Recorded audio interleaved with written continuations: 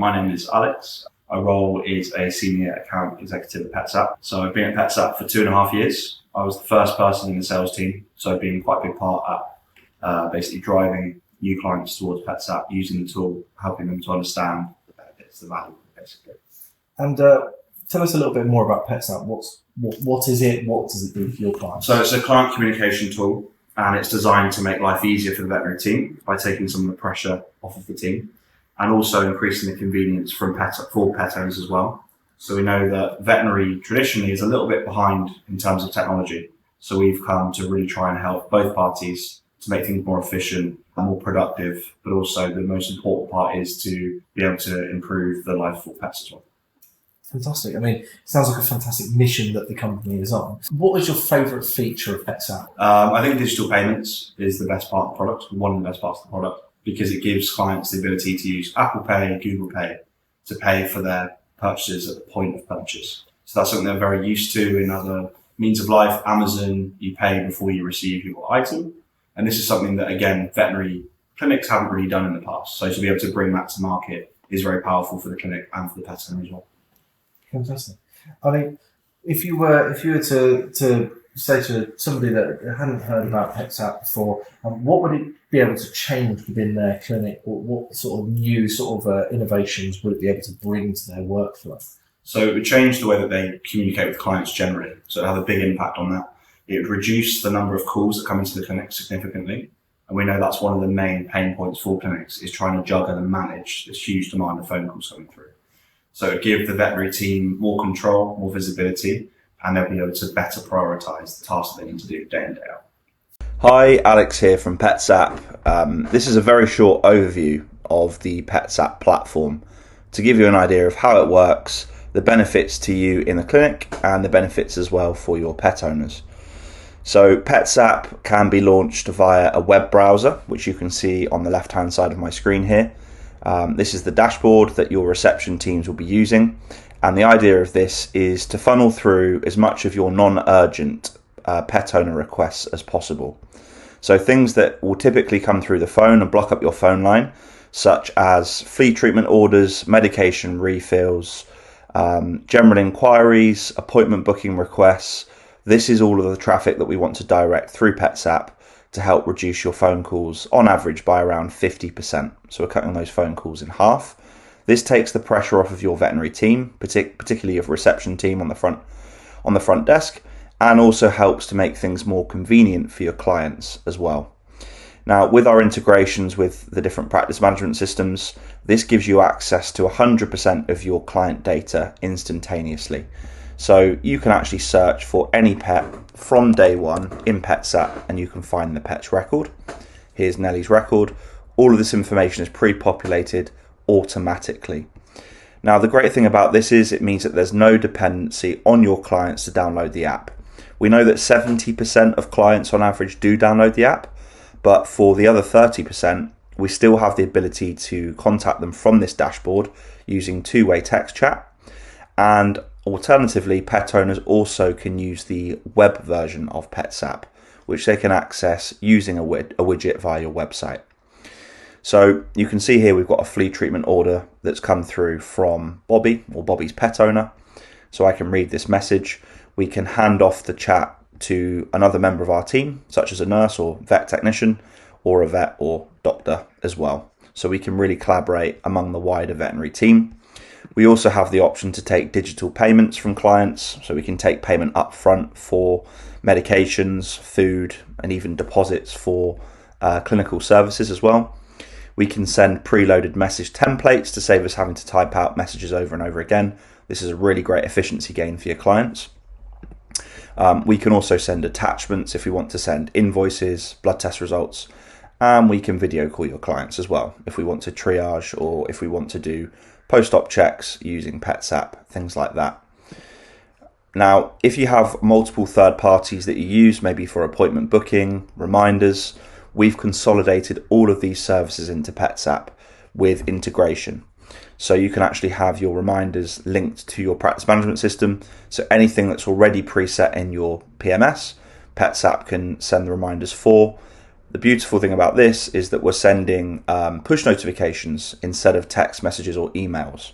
So as a result, we see a huge increase in compliance because the call to action is much more straightforward for the client. So much more uptake for reminders generally. And we can also be more specific and actually go in and look at all of your product sale history in your practice management system. And we can ask PetsApp to send automated nudges against certain product types after a certain period of time. So lots of customization available there. We've got our appointment requesting tool, again, which helps to bring down those phone call volumes. Clients can give you their availability ahead of time and the reason for wanting to book an appointment, and you can simply then accept or decline those appointment requests. We've also got our campaigns, which is linked to reminders, where we can send messages to a mass audience using a combination of push notification or emails as well. So PetsApp really is a one-stop shop to help combine all of these different processes into one place to avoid you guys in the clinic having to have a fragmented process with lots of separate third-party tools. We can consolidate all of it into one area for you, helping, as I said, to reduce the pressure on the team, streamline even your more kind of routine clinical procedures, such as post-op checks, things like that, and discharges as well. So it really helps to save lots of time and make things more convenient for the pet owner on the other end as well. So we'd love to show you more. Please get in touch if you'd like to take a deeper dive into how PetsApp can help your clinic. There's no place I'd rather be. So what brings you to Somerford Hall today?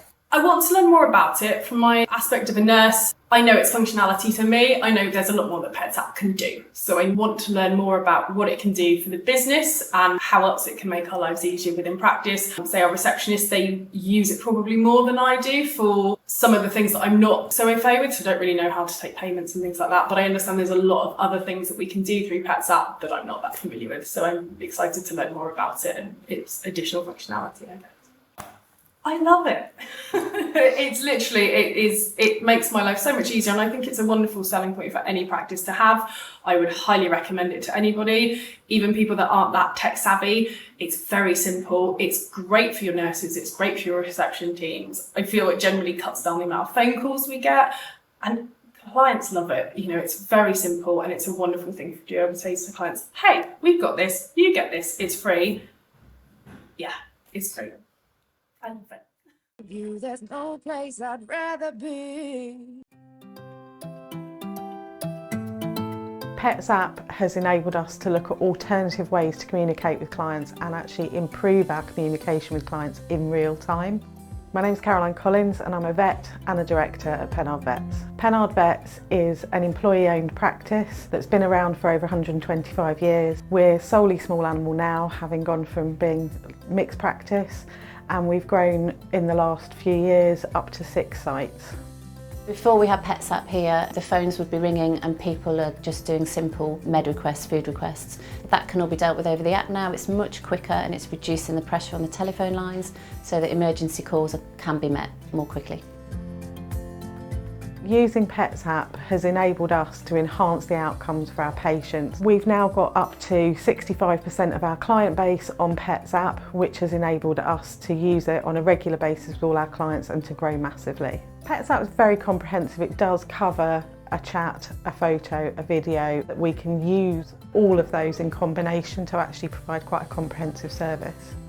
It was really quick and easy for the team to adopt PetsApp. We have got a lot of silver surfers who use PetsApp. It is just really client focused and easy and convenient. The big additional benefit of adding PetsApp to your veterinary practice is that very strong improvement in communication that you get out to clients and the fact that you are in control of that communication. I would recommend to anyone, and I have recommended to colleagues in the veterinary practice, to partner with PetsApp because of the considerable benefits we've seen. There's no place I'd rather be. Introducing PetsApp Wellness Plans. In just 4 easy steps, your patients could be benefiting from your new PetsApp Wellness Plan. You can say hello to a 35% uplift in usage from your clients, Say goodbye to paper forms and unnecessary phone calls. Growing your wellness plan usage is now at the tip of your fingers.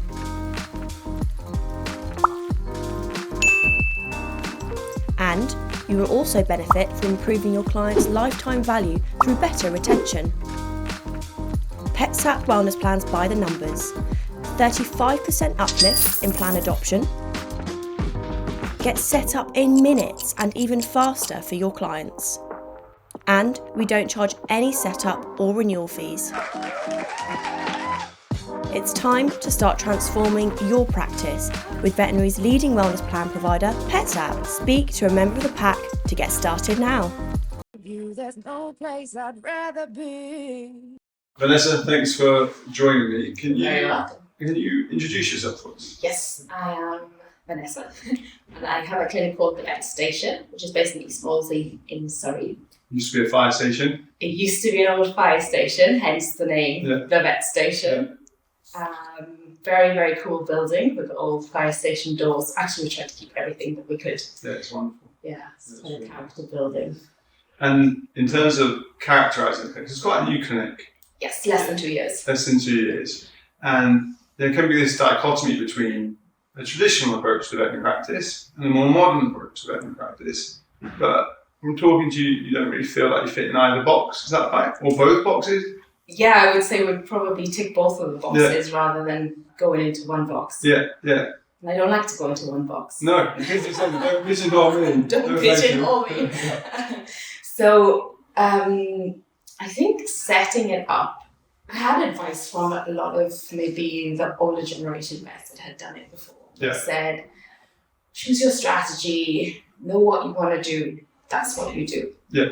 Well, actually, I tore that through in the air and I thought, maybe I want to do that and maybe I want to do that. Mhm. Let's just see how it goes. And if it doesn't work, we'll change it. Yeah. So one thing we did, for example, was make it super modern. We're paper-free. Everything is digital. We've got obviously online consults, in-person consults, whatever fits you. Everything is even consent forms on the iPad. Everything. Yeah. So it's super modern in those ways, and more sustainable, I think. But at the same time, we're in this historical building in the centre of Molesey. It's like a village in a city, and the people love the building, and it's got a bit of an older vibe. And the clients that come in, actually, do you want to sit down and have a cup of tea and a chat?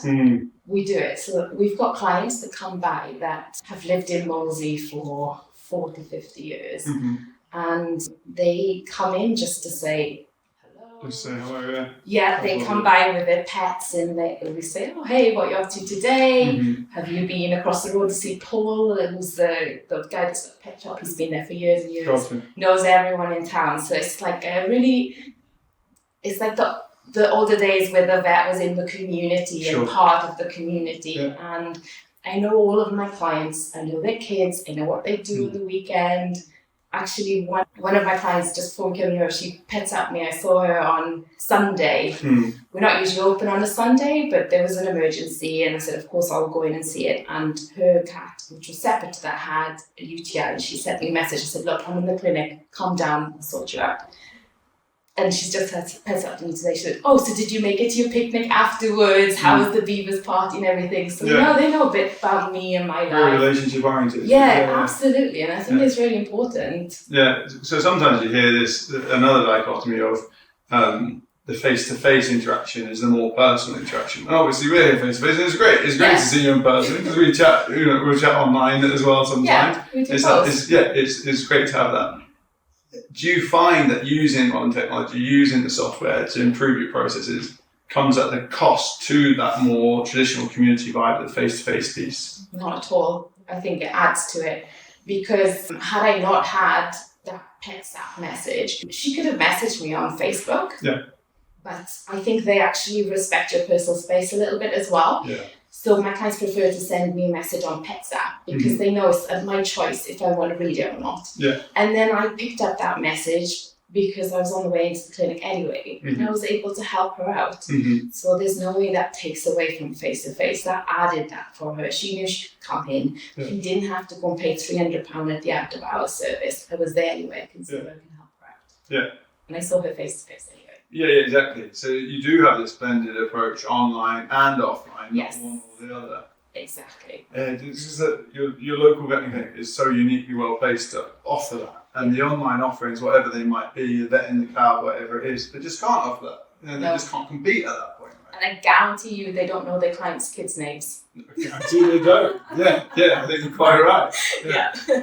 And there's power in that because people want to feel known, don't they? Yeah. There's this line between the uncanny valley of feeling like you're watched and your privacy is being violated by, whatever the big social media companies are on. They don't want to be sued. And actual genuine care and attention being put into building a relationship with your client base, with your pet owners, and with their patients, with their pets. And the other thing I would say is, there's sometimes an assumption that younger people want the technology and older don't. But I would also disagree with that because every one of my clients has a smartphone and are able to put the app on. And then actually those ones that need help with how and when to apply things, I say, look, this app is on your phone. You're going to get a message every month when you need to put the treatment on. Yeah. If you've forgotten how to do it, you need help, you know when it is, come on in. Yeah. And they'll come in and the nurses will help them. Yeah. But they wouldn't have remembered to do it. Sure. Or we'll say, I'll send you a video.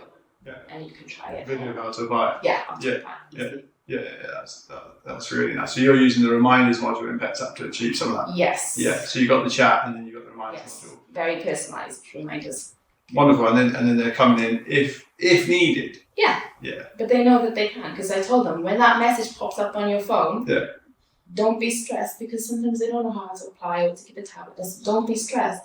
You don't even need to make an appointment. Yeah. This is the other thing. Yeah. My clients can come in whenever they want. Yeah. Not that they can come in for a vet consult whenever they want, but they can come in and talk to us. Yeah. Yes. And that's really important, I think. Open door policy. Yes. That's as the community feel. Because when you go to previous places I've worked that are maybe, I don't know, they're busy, whatever. The client comes in without an appointment and the staff are angry. Yeah. They're like, you don't have an appointment. Yeah. I don't have time. What are you doing here? I would never want anyone to feel that way. Yeah. And it's the same, but all my staff feel the same. Everyone's welcome. Even if you just say, I'm so busy, take a seat, I'm going to be with you. Yeah. 2 minutes, I'll be with you. Even if it's, actually, some of my clients, one came in the other day, we were busy, we had multiple emergencies in a row. She said, are you guys okay? I said, yeah, we're fine, but I'm just maybe need a little bit of time. Yeah. And she left and she came out with coffees for us. Oh, it was so sweet. And I think it works both ways. Yeah, you give people the opportunity to show that, like I said, be respectful of the veterinary team's professional time. If you give them, not everyone, there is the odd one, but most people, you give them the opportunity to be, and they are very respectful. You see it all the time that they say, I'm so glad that rather than being over the telephone where I have to jump the queue on emergencies, I can send you a message. And you can get back to me when you have a spare moment and take care of the pets that need you the most, because pet owners are generally pet lovers, right? So they want the people that need you the most to get your attention first. Yeah, I like that. I think it's a great way to do it. What you said about the automations, the reminders. Yeah. There's a danger that when you use automations, people think you're saying, go away, leave me alone. I just want to deal with you as efficiently as possible.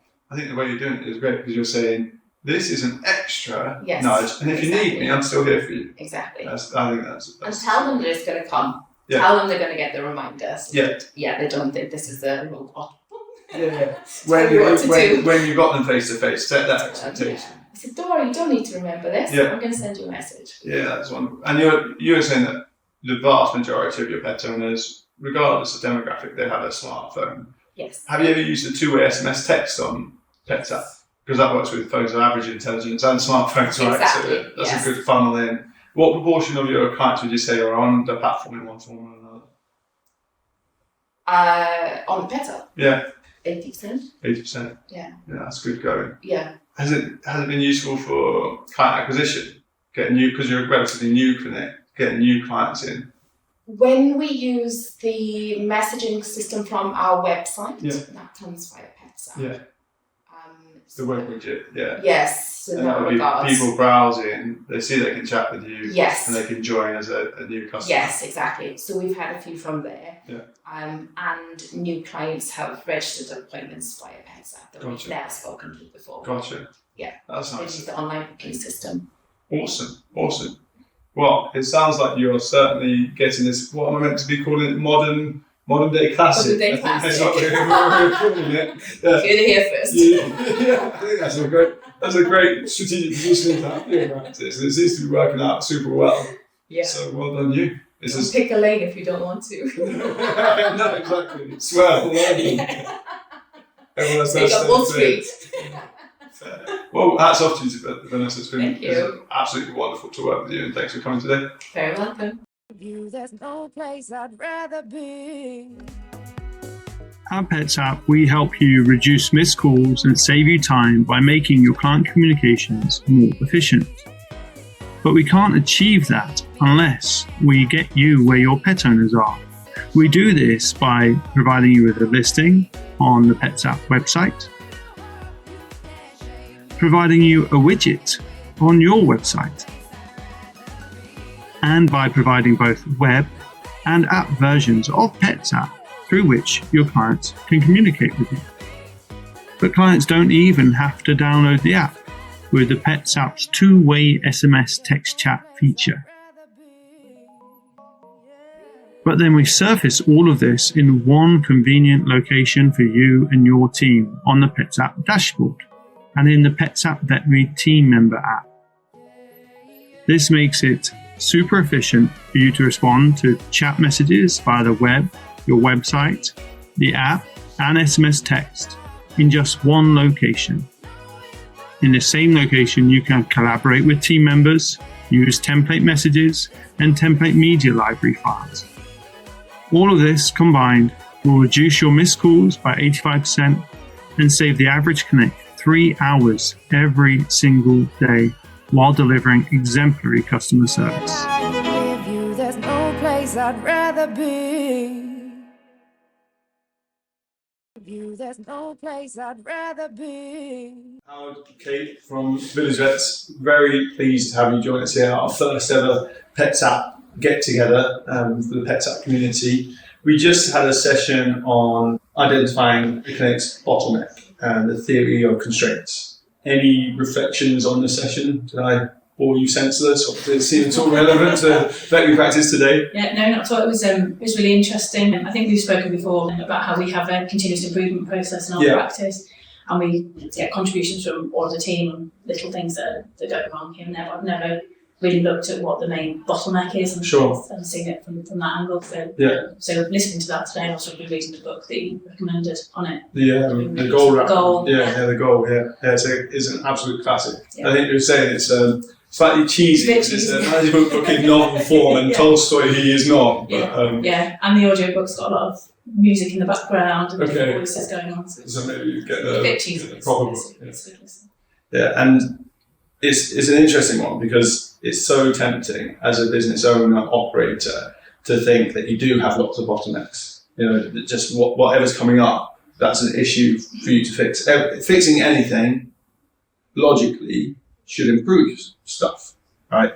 But it's the weakest link in your chain is what you need to spend your time strengthening. If you strengthen anything else, then you're actually wasting your time.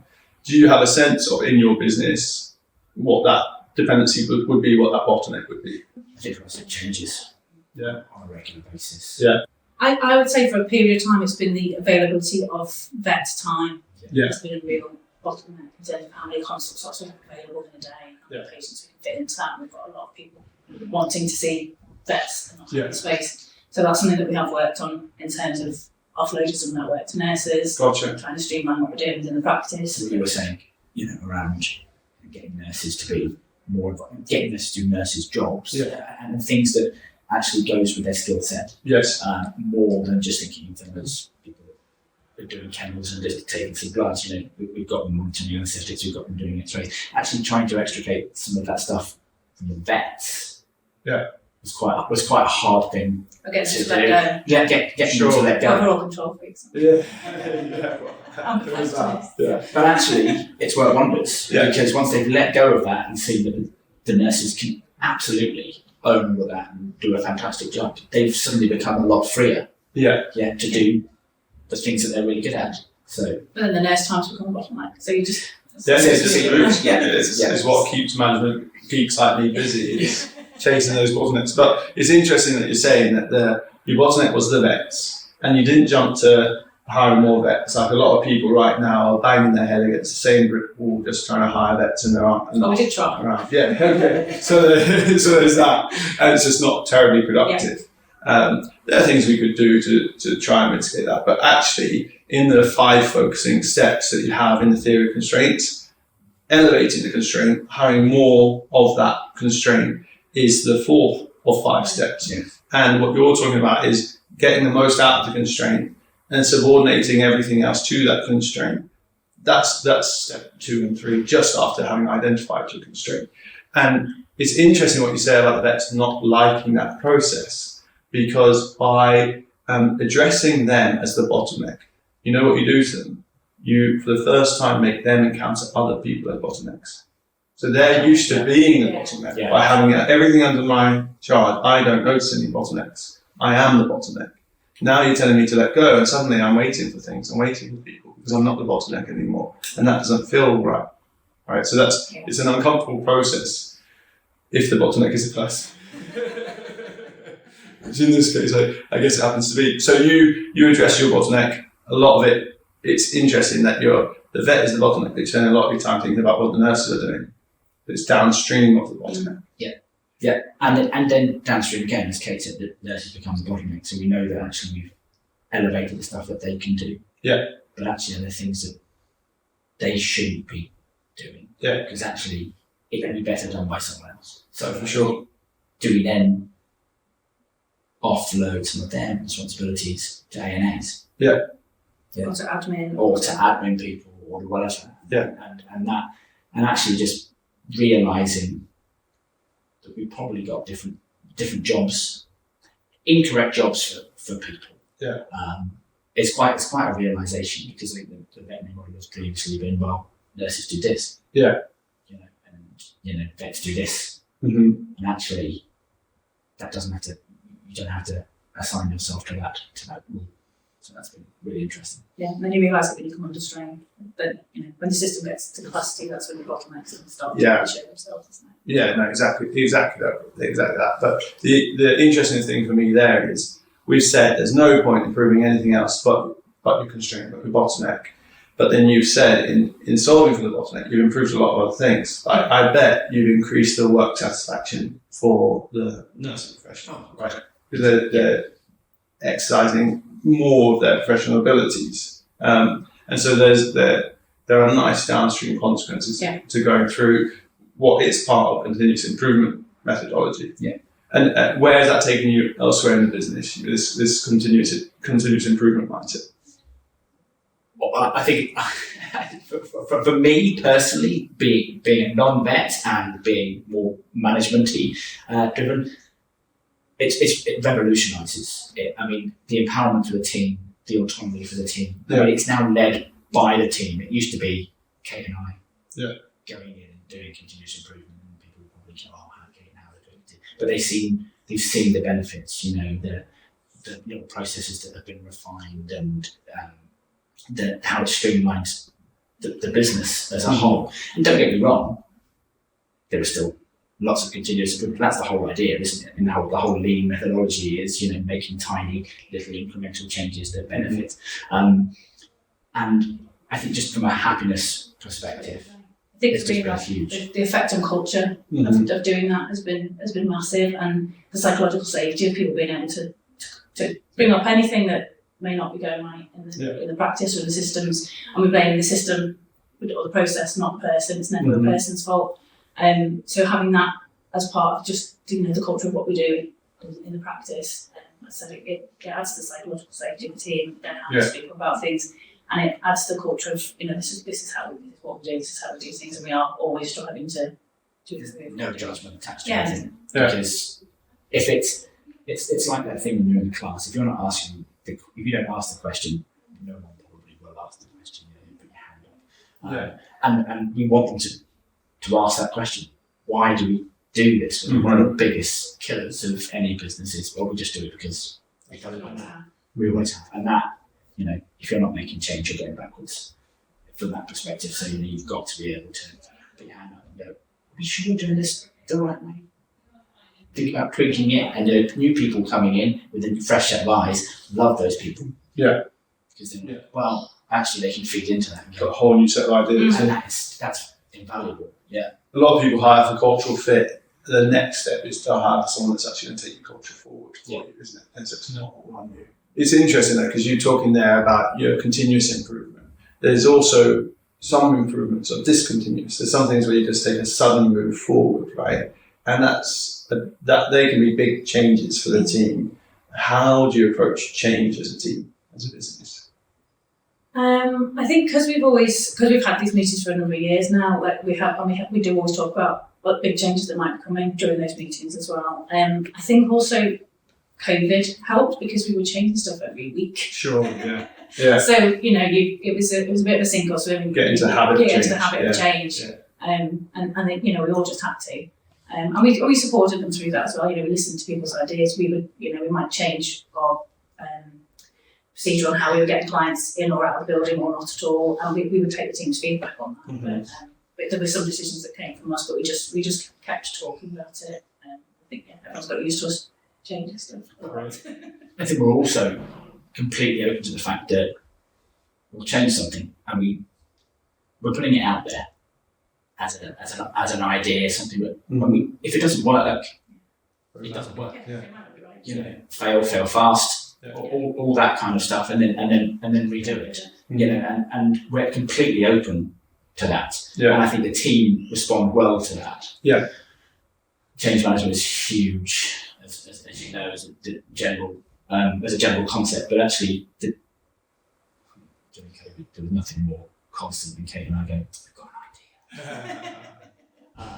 And everyone, this is this week's change. And it became a bit of a standing joke, but actually the team have responded really well to it. They've taken it on. Probably because of the way you socialise it. So I think that a lot of the time when you hear fear of change from a veterinary team, it's a socially acceptable. It's a euphemism for I'm scared of you inflicting more of your bad decision on us. Right? It's a case of the owner of the practice has been to a veterinary conference, and what a shiny toy are they bringing back this time, and that we're all going to have to deal with, or quietly sort of shuffle off to a corner somewhere, never to be used again. Whereas with the process that you're taking, the team feel invested in the change, and they feel like they have an escape valve if it, okay, we've already accepted that this might not be the right decision, but let's give it a go, because some of the time it does work and it does improve our lives, and we do share in that improvement. Completely. And that's key, and that helps with the happiness. Yeah. I think overall. It's not like it's enforced change for change's sake. Yeah. We're putting it out there, putting it into the universe, whatever, we'll see how it floats. If it does well, great. If it doesn't, we're happy to look at it. Yeah. It's so interesting because what you said at the start, Howard, Kate, you were able to identify a bottleneck, and Howard, you said our bottleneck changes. And I think you're both right, because in the theory of constraints, if your bottleneck is changing all the time, it could be one or two things. You could be doing really badly or really well. Right? And it's so funny in business how often good and bad can actually look similar but feel so different. So if you've got a chaotic system, your bottleneck is changing faster than you can improve it. But if you're very good at identifying and fixing your bottleneck is also changing fast, right? And so it sounds like the way you're pursuing it is, yes, your bottleneck is changing fast, but that's only because you're good at identifying and going through this process of improvement. At least it's a good game. Yeah, exactly. Yeah, it is a good game, and the team are now involved in that. They get to be players in the game too. And that's a key thing from a team dynamic perspective. Is that they know they've got a say. They know they're autonomous, and they make the changes and they do it themselves. They don't need us. They don't need our approval to do that, because they run it. They then make the changes and see if it works. If it doesn't, they go, "Oh, it didn't work, but actually, try this way." And we do that, and that's the good thing from our perspective, is we can be out of that and be completely and utterly okay with the fact that the team will take that forward. Because you set that culture. Yeah. And how does PetsApp fit into this process of continuous improvement, fit into how you look at your constraints and how you address them? No. PetsApp for me is imbued within the entirety of of the systems that we have. It's huge. We've got 85% of our animals on it and clients on it, and using the templates has been huge from that document management, from being able to say to people, we'll send you out our pre-op notes. Kate's done pre-op and post-op videos, so we can send those out ahead of time. And it just streamlines that whole system. We've got, post-op communications, PDFs in them that are sent out every time someone comes into the practice and becomes a member of our practice. They get the register with PetsApp. These are things we want you to have to maximise our communication with you, and increase that bond. And it's made a huge change to the number of calls that we get, but also the client communication. I was going to say that I think when we took it on, reception was a bit bottleneck. Yes. The number of calls that were coming in, it was quite early during COVID, and so everyone was at home staring at the pets. Nobody knew when they blinked at them differently. Yeah. So reception was completely overrun, and PetsApp made a massive difference at that point, because we could just then use that asynchronous chat. Our phones went down as well. We went live with it. So, but it's brilliant, because then everyone had to use PetsApp. It creates a dependency. Yeah, absolutely.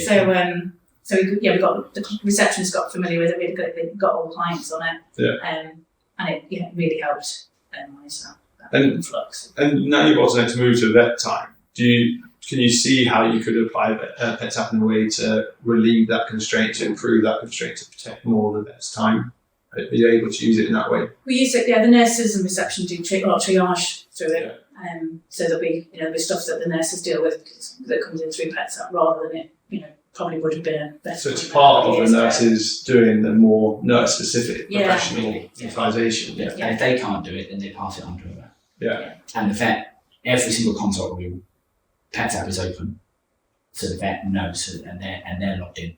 So they are engaged with it, but a lot of it is protecting them from things they don't need to deal with. Correct. Yeah. So you get 100 inquiries in, 95 of those we dealt with by the reception. Actually, better. I've looked at the statistic, and a receptionist and a nurse working together have a higher likelihood to monetize the interaction at a higher transaction value with better customer feedback than a vet interacting. Right? So where possible, let them do it. Exactly. But it takes, for 100 consults coming in, 95 of those are already sorted by the receptionist and the nurse. So you've got a very small percentage of ones that actually get through to a vet to be able to do that. And it's more appropriate by the time it gets to that. So it's not like a scattergun approach where it's just like receptionist gets something and just fires it off to a vet. We're not seeing those consults that are kind of you've got a busy day and you end up seeing something that is up, it didn't need to be there. Well, it's important. It's important. If your vet time is constrained, then you've got to cherry pick the richest patient advocacy opportunities. Otherwise, you're letting patients down. And it's going to be better for your business by having the richest patient advocacy opportunities. It's what's so great about operating in the sector we operate in. It's all win-win-win. Seeing the patient that most needs to be seen is the best for the patient and best for your business and best for the team and best for the client. There's still a value in reassuring those owners that have a concern about their pet that may seem trivial to us, but it's definitely not to them. But finding a way to do that makes the best use of the resources that we've got in practice. And by providing that reassurance to them, that when it is important, they'll come back to you. If you're dismissive of them when it seems trivial to you, then when it is important, they're less likely to use that touch point, aren't they? Exactly that. Right, it sounds like you're doing fantastically well. Yeah, we push it. That's the idea. There's a lot of people that have talked to us said, we haven't really used X app or whatever because we've only got 10% of people on it. Well, you're not going to get everyone using it unless you start embedding it in things that you do on a day-to-day basis. I think it was a concern when we started with PetsApp, it was going to be another thing for people to look at. Just one more thing, one more thing for them to have to bother with on reception. But within a couple of weeks, they're like, best thing done. You got to see what's in it for me, right? And now they're thinking, well, we can use it for pre-op calls and post-op calls and checks, and another thing for the nurse to do is we'll book a PetsApp call. You don't need to come in a lot of times, we can do that asynchronously at a time that kind of suits us and you. We've got some appointments available, and we can do that ahead of time, a week ahead of time, and check in 24 hours before and just make sure. And it's about setting all those little things up. Yeah, it just makes it simpler. But as you go through this process of addressing a constraint, addressing a bottleneck, you actually create these little playbooks of how you address the constraint. And so if you've solved for the veterinary constraint, you then look at, well, how did we do that? How could we do the same for the nurses? Yeah. Or how did we solve for the receptionists, and how could we do the same to solve for the vets? So I think there is a neatness to it, and it's showing up. And one thing I should say is that stat about the receptionists and nurses do better than the vets is not specific to you. Your practice, I don't know, as a cross vets, that's it, all vets are different. Why are you here? Why are you at the PetsApp together? You're busy, you're taking time out to come and sit with me, join these sessions. What are you looking to get out of it? I think we're always open to learning new things and taking new tools back to, particularly management and leadership wise, back to the business. That comes across strongly, for sure. So I guess that's one of the main reasons.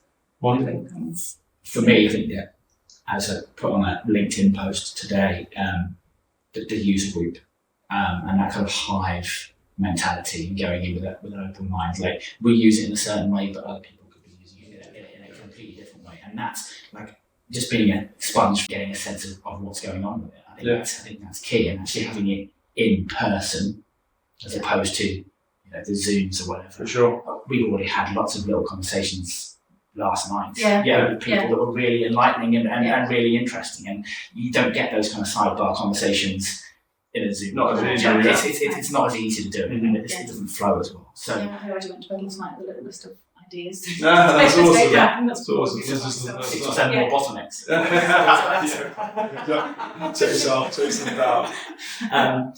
So for me, that's a key thing, actually being able to meet up with other users. I'm glad to say that, because that's fundamental to what we believe in PetsApp, is the best experience is a joined up online to offline experience. It's not about doing everything virtually instead or doing everything physically. It's like, what is the most appropriate touch point for this given issue? I think you're right that it's important that one of the sources of user feedback as we look to continuously improve is having these kinds of conversations. So just so grateful for you for taking the time and coming and joining us here. There's no place I'd rather be.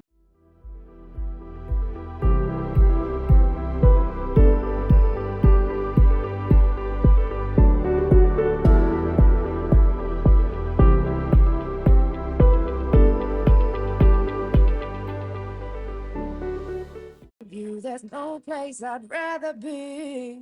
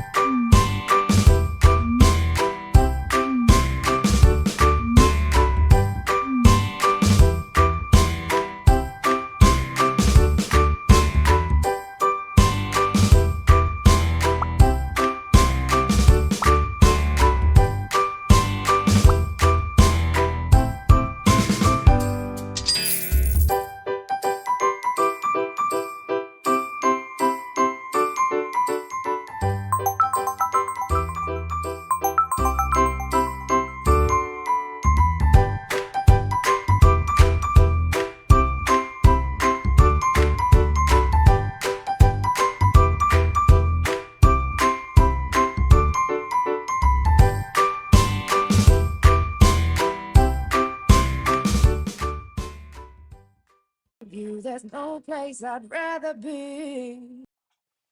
Hey there, this is Will from PetsApp, and I'm going to show you how you can set up your loyalty plan on the PetsApp dashboard. If you just head on over to the settings page and then to your loyalty plan tab, you can go ahead and begin the setup process. First of all, you need to pick the name of your plan. This can be anything that you want, and in our case, we're going to call it the Pawsome plan. And we're going to say, this is a plan for our most loyal clients and their furry friends. This is completely customizable. You can put anything you want in here. And this is all about giving your clinic personality and letting that shine through with your clients. We're going to set the name. In this place, we're going to call them Paws. And you can set a start date as well for when the plan's going to go live. Next up, I'm going to actually add some rewards. We would recommend between 8 and 10 rewards, but it's completely up to you. It's your plan. You can customize it as you would like. So first reward I'm going to add is for 20% off a dental procedure. Shiny white teeth and healthy gums. Exactly what your furry friend needs to stay healthy. And then you can put in to redeem this reward. Show the app when you're scheduling in your appointment. And this is going to require you to have 500 points. Next up, we're going to add a $20 gift card. $20 to spend on items at the practice. Just show the app when you want to redeem this reward. And this is going to require 250 points. You can add as many rewards as you like, and these will be shown to your clients when they're set up on the plan. And I'm going to go ahead and press the Create Plan button, and it's going to take me straight through to my Pawsome Plan report. Here I'll be able to see all of the outstanding unspent points and all of my enrolled owners. I'll also be able to see which rewards have been redeemed. That way you can see what the most popular rewards are. If at any point you want to come back and change anything, the plan is completely customizable to you. You can change it for anything that you would like. That could be changing the point name, it could be changing the name of the plan, it could be updating the description. Same for rewards. If you come up with the idea of a cool new reward that you'd like to add, you can just set it up in here. Easy as that.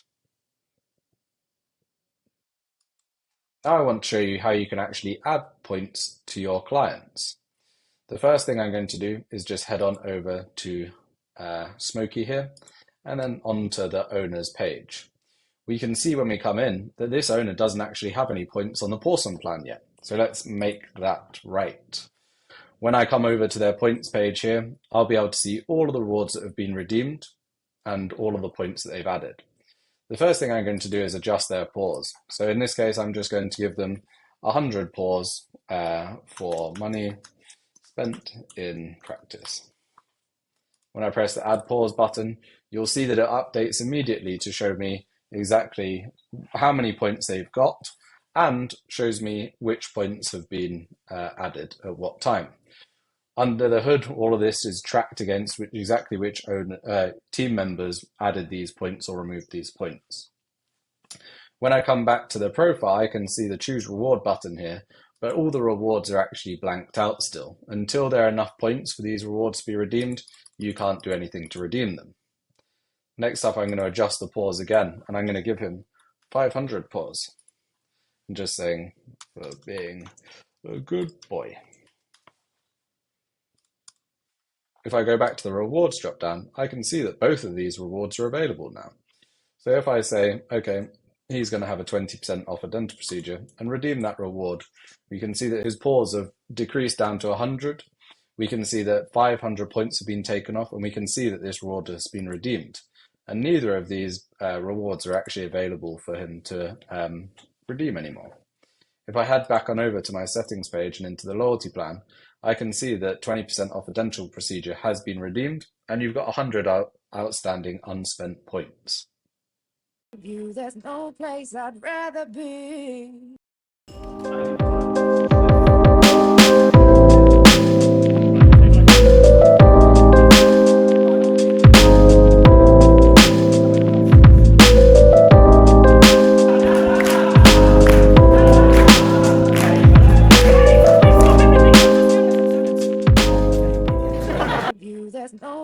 I'd rather be. My name is Jessica May. I'm a vet and I work at PetsApp as a customer success manager. So my journey began many years ago. Actually, as a child, I always wanted to be a vet, but I qualified 10 years ago, and having lived on a farm, it was the only thing I wanted to be. So I qualified from the Royal Veterinary College in 2012 and was in equine practice, working with horses for about 7 years. And then I decided that vet and technology and business was a very exciting new field. So I moved into telemedicine and worked for a company called First Vet, helping them to open up their UK business. It's a Swedish startup. And more recently joined PetsApp this year in January as a customer success manager, helping veterinary clinics to integrate the technology for their practices. It's a very interesting title. It doesn't give too much away, but customer success is about integrating and implementing new technology. So practices typically haven't embraced lots of new technology in the past. Some are increasingly doing so, which is really exciting, and it's my role to onboard them, train them, bring their teams along on that journey, and then help them to optimize their growth and performance to make use of these tools in clinical setting. Absolutely. So every day I work with my clients, depending on what their needs are and what their focus is for PetsApp. Sometimes it's a very broad focus, sometimes it's very specific, but it's daily helping them to move forwards, unblock, fix technical issues, and learn more tools that they can use within the platform and new techniques to use it better. Well, I have a background in telemedicine, so I'm going to say the video conferencing tool. It's part of the core service, so it was one of the original reasons that PetsApp was developed around the start of the pandemic in 2020, and now it's a core feature in the dashboard. But the veterinary profession is generally quite hesitant to do telemedicine. It's a fantastic way, as we talk to our healthcare professionals and doctors and nurses with our needs as human beings, we can also use that for pets too. So I would really love the veterinary profession to embrace video conferencing more. So across the UK, we've got extremely large clinics, we've got referral hospitals, we've got extremely small clinics with one or less than one full-time employee. And so it depends on what they want to focus on in terms of business development and providing for their clients. So it might be as simple as asynchronous conversations, so chats, rather than having to pick up the phone all the time. Because if your team is on the phone all day, you can't really be focusing on your pets in the clinic. However, it may also be that you have a massive amount of outstanding debt, so people not paying at the time of collection or paying on time. And so having that very informal way to ask for payments and to follow up on outstanding payments, I think it's a very informal way of helping clients to comply with that. So I would love to see a joined up, beautifully streamlined pet care ecosystem. At the moment, there are a number of operators all doing slightly different things. PetsApp has lots of different features already in one place. So simplicity and ease is crucial because veterinary professionals lack time to learn lots of new platforms and to focus on other things apart from clinical, which is why they're typically in the practice in the first place. So their focus is their patients. So we want to provide a very streamlined, highly integrated solution where everything's in one place for them. So I would love to see PetsApp in the future growing into an even more comprehensive tool for veterinary clinics to use to reach their pet owners. Embrace technology, be progressive, be open-minded, have courage, and see how technology can help you. Hello and welcome to another masterclass from the customer success team here at PetsApp. Today I'm excited to show you how our Copilot feature works. Now, for those of you who found our blue sparkly button on the chat dashboard, we hope you're enjoying it as much as other teams and clinics are. We know that once you've started using it, you find it a little bit addictive. For those of you who haven't found the blue sparkly button, Copilot is our first AI-powered assistant built by our veterinary team for your veterinary team. And we want to make it as quick and easy for you to respond to chats as possible. So how does it work? Well, once a chat has been in your inbox for 15 minutes, it's going to enable you to prompt a suggested response using the blue sparkly button. Now, that message that's generated is never going to send on your behalf. You're going to be able to edit it, even delete it completely if you want to, before sending it over to the client, and it appears as though it's coming from you directly. Two important things to note here. One is that we share no data with the AI tool, and therefore your data privacy and security is 100%.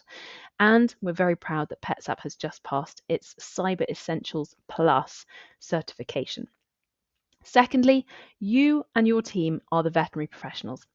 The co-pilot is never going to send a message on your behalf, and it's important that you do read over whatever the text is, even if it's perfect, which occasionally you'll find it is. You need to read it and maybe edit it before you send it over to a client. So let's take a look on the dashboard and see what that looks like. Here I am on our demo dashboard, Craggy Island Veterinary Clinic, and here's one I sent earlier. It's a message in the reception box that I've sent from my client account on the PetsApp app. Now you'll see here that I've received the welcome message, and I as a client have typed, "Hi, please can I order some more medication for my dog?" So I'm going to join this chat, and you'll see I have the blue sparkly button available. When I press that, it's going to say, "Of course, I can help you with that. Sherlock Holmes," it's using the dog's name. "I'll send you a payment request shortly and let you know as soon as the medication is ready to collect." Now, I think that's a pretty good response, and so I'm going to send that directly to the client. Now, of course, I could edit it, and instead of using the pet's name, I can use the owner's name and send that over. Now, you'll notice that the blue sparkly button disappears and turns into a normal send button as soon as we have responded to that client, because there is no longer any inbound text for it to read. So once we've responded, it will disappear and turn into a normal send button until the owner types another request. So that is our Copilot feature. You can see how quick and easy and what a good job it does of helping you to draft quick and easy responses with comprehensive personal information using the owner's name, using the pet's name, and the follow-up queries and questions that you would want to ask as a human being, as a member of the team.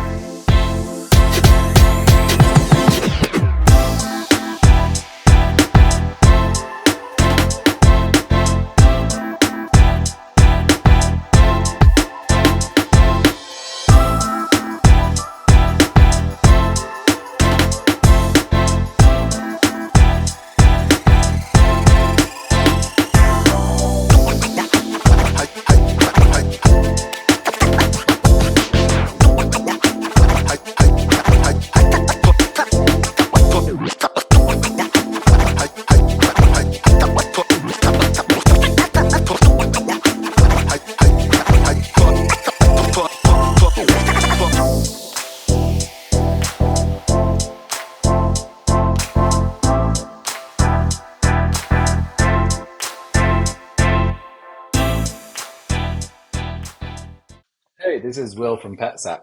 I'm showing you how to set up your loyalty plans so that they can be linked with your PIMs. The first thing I'm going to do is just head on over to the settings page for my loyalty plan, and I can start by looking at the report. The next thing I'm going to do is just head on over to my point bonus section here. This is where you can set up exactly how many points owners will get when they purchase various products for their patients. So the first thing I'm going to do is I'm going to make this active, and I'm going to decide that actually if you get a vaccination, you're going to get 60 points. So what I'll do is I'm going to edit this bonus and say 60. Now, anytime somebody buys one of these DHLPP vaccinations, they're automatically going to get 60 points added to their loyalty plan. The other option I've got here is to set it so that automatically they're going to get points each time they spend money in the practice. So what I'm going to do is I'm going to make this one active as well. I'm going to say actually for every $100 spent, they're going to get 20 paws automatically. So that's all saved.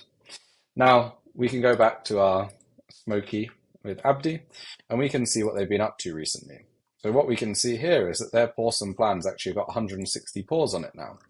So you can see here that actually on the 15th of October, they accrued 60 points for purchasing a DHLPP. And we can also see that they got 100 points for their invoice that totaled $534.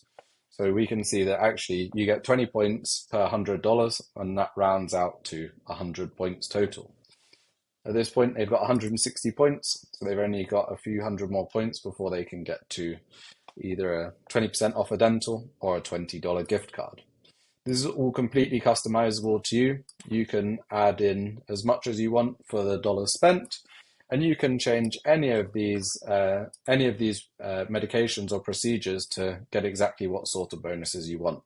And that's all linked up to your PIMS without you having to do any sort of additions yourself. There's no place I'd rather be.